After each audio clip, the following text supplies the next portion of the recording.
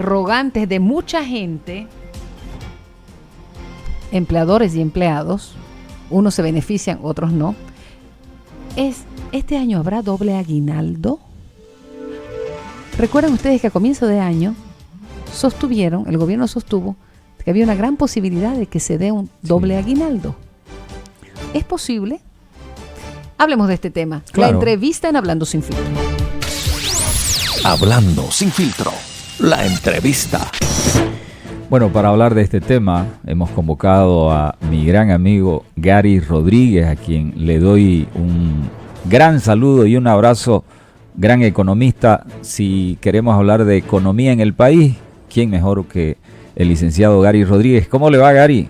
Buenas tardes, bienvenido a Hablando Sin Filtro. Muy buenas tardes, y por una cuestión de respeto voy a saludar primero a la señora Samantha y luego a mi gran amigo Erlan. Qué gusto verlos a ambos después de tanto tiempo. Me siento muy honrado, muy agradecido por la invitación y por su intermedio. Un gran saludo a la audiencia de este hermoso programa. A ver, licenciado, ¿y cómo anda la cosa en el país? Mucho contrabando, lo ilegal está proliferando, mucha plata, caramba, hay un gran movimiento de dinero. ¿De dónde sale eso? Es decir, el país es bien productivo, el país origina por su industria, por lo que generan los brazos del ciudadano boliviano, esa economía que vemos que se genera en ciertos sectores. ¿Nos quiere decir que la economía del país está bien, licenciado? A ver, nosotros como institución tratamos de hacer un análisis desapasionado y siempre me gusta referir una máxima que dijo nuestro actual presidente de la institución, el ingeniero Demetrio Soruco Géniquez, cuando él asumió el año pasado a la presidencia. Él me dice: Gary, un vaso que está con el agua hasta la mitad, para nosotros ni está medio vacío ni está medio lleno, porque eso es una especulación, es un subjetivismo, de tal suerte que un vaso con el agua hasta la mitad es eso es lo que dice, ¿no? Ahora, para que se llene habría que hacer algo, y para que se vacíe de igual forma. En relación a lo que usted me pregunta, tenemos que responder con información que es disponible, y reitero, de forma crítica, objetiva. Debemos decir que sí, el país está creciendo. Sí, hay contrabando, sí, el contrabando se ha incrementado, y lo hemos dicho tantas veces, el contrabando es primo hermano del narcotráfico. Así de clarito, mucho dinero se blanquea con el contrabando, lo cual pasa a ser tan pernicioso para nuestro sector productivo, para nuestro sector importador o el sector comercial legalmente establecido, porque claro, cuando se trata de lavar dinero, no importa a qué precio se va a vender una mercadería que se la ha importado además de forma ilegal y que no pague impuestos, y que en el caso de los trabajadores no honra con absolutamente ninguna obligación social. Entonces, desde el punto de vista del crecimiento, el INE acaba de... ¿Perdón? Sí, adelante, siga.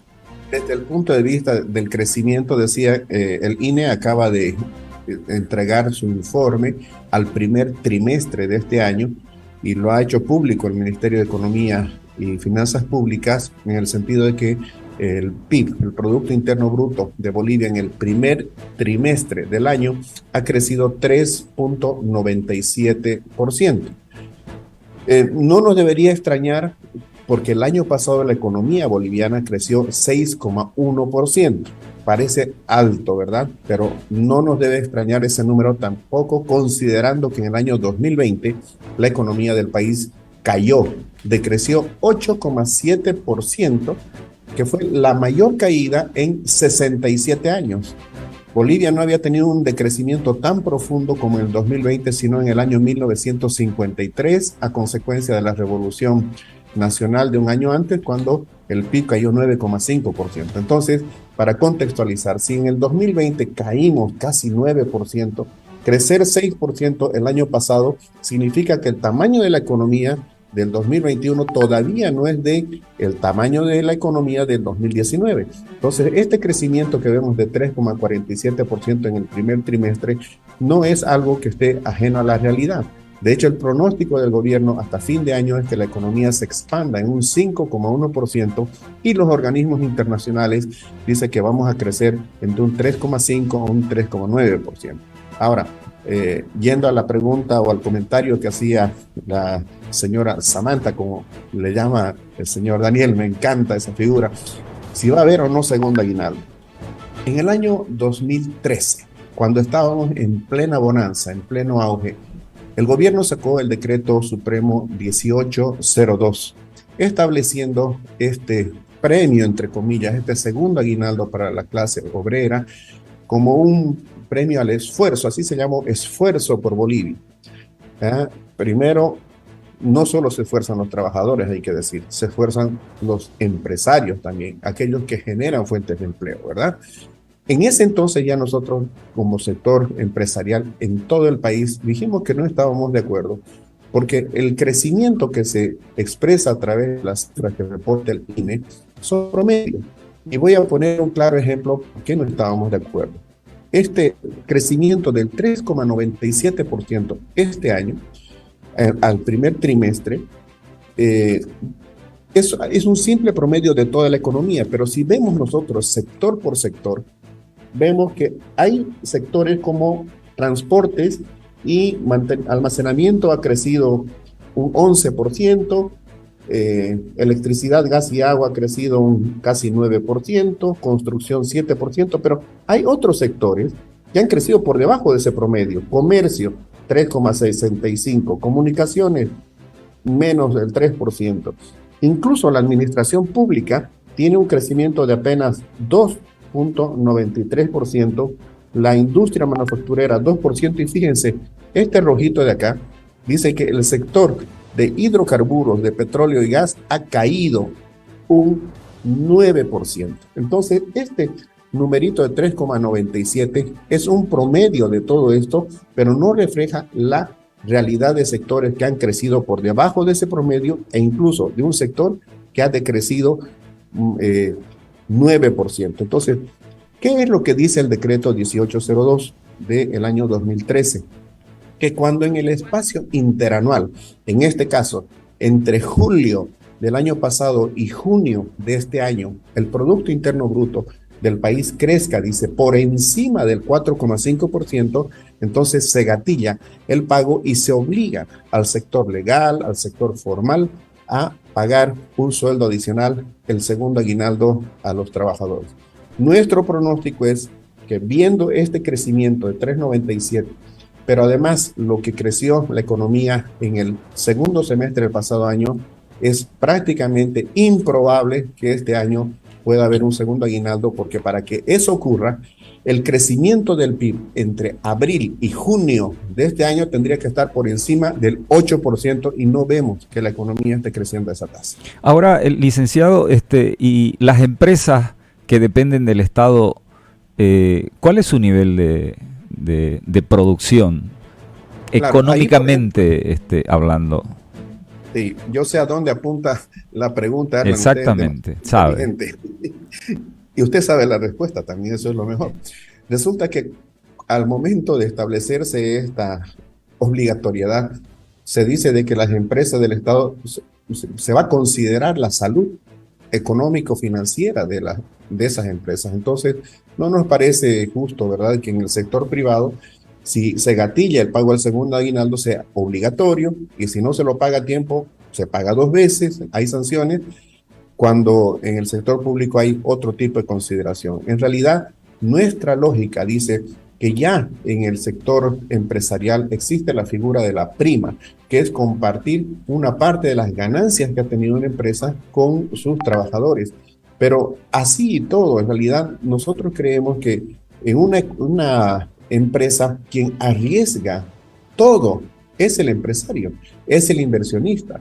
Yo conozco empresarios que no solo han perdido económicamente, sino también que han perdido hasta la salud, y hay casos sonados de empresarios que han perdido hasta la vida en esto de querer hacer patria, invirtiendo, arriesgando y produciendo bienes y servicios y a través de ello empleo. Entonces, no es la medida, creo, más acertada, por lo menos el sector privado así lo ha manifestado en su tiempo, de que en base a un indicador que es un promedio, se tenga que obligar a hacerlo todo, por una parte. Segundo, ya hay un primer aguinaldo, ya hay la figura de la prima. Tercero, lo que el país necesita es más inversión y mayor productividad. Todo pago que se haga obligatoriamente a la clase obrera, sin que venga respaldado por un aumento de la productividad, es un costo para la empresa, y eso en muchos casos significa menos inversión, o en otros casos ha significado incluso el tener que prestarse dinero estando en una situación ya muy difícil para poder honrar esa obligación. Y el día de mañana, ¿en qué se traduce eso? En disminución de personal. Entonces, ¿de qué sirve tener una alegría fugaz en diciembre por un segundo aguinaldo si en enero o en febrero la gente se va a ver sin trabajo? Ahora, Santa Cruz pelea por el censo, pero por ese censo el que sueña Santa Cruz, si se realiza así como lo dice Santa Cruz, obviamente que beneficia al país. Económicamente, ¿cómo influye el resultado del censo una vez realizado y con resultados que le gusten al ciudadano boliviano? ¿De qué forma influiría en la economía? Mire, en primer lugar, Erland, lo que yo quisiera significar es de que esto no es un capricho, ¿verdad?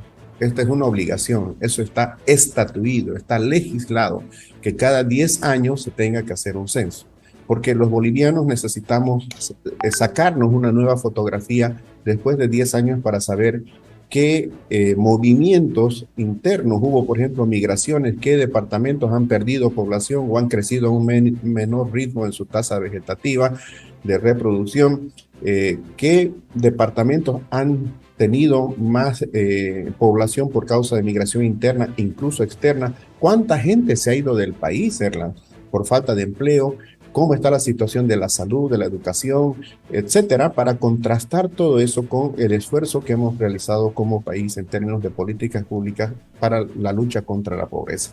Entonces, esto está fuera de discusión, es una obligación y se lo debería hacer en el plazo más breve posible, porque no va a ser solo para beneficio de Santa Cruz, no solamente por la cantidad de escaños que en justicia nos corresponden. En el año 2012, Santa Cruz, de acuerdo al último censo, tenía algo así como 2.7 millones de habitantes. Hoy día, por las propias estimaciones del INE, estamos con 3.5 millones de habitantes. Eso quiere decir que hay una ganancia de 800,000 personas. Sin embargo, los recursos de coparticipación no se han incrementado. Entonces, la manera como el país entero tiene que beneficiarse es los departamentos que han crecido más tienen que tener una mayor asignación de escaños, en la representación a nivel de la Asamblea, en diputados, y por otra parte, también debería haber una coparticipación mayor. Pero, ¿qué pasa con los departamentos que han perdido población?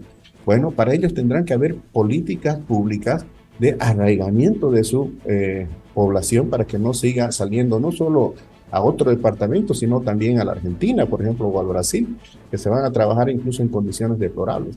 Para eso tenemos que conocernos. Yo no quiero estimar en este momento un monto de lo que significaría la mayor coparticipación por tributos, pero sí, lo que quiero que quede claro es que el beneficio no es solamente para Santa Cruz. No podemos vivir tapándonos los ojos o metiendo la cabeza bajo la tierra. Tenemos que afrontar, enfrentar y resolver una realidad si es que no nos gusta. Esto para el caso de los departamentos que están perdiendo población o que podrían perder recursos. Y en el caso de los departamentos que ya tenemos una carga adicional de responsabilidades, reitero, por justicia, correspondería la mayor asignación de recursos y también de representantes en la Asamblea Legislativa. Licenciado, ¿qué papel juega en la economía del país? ¿Qué papel juega la feria exposición?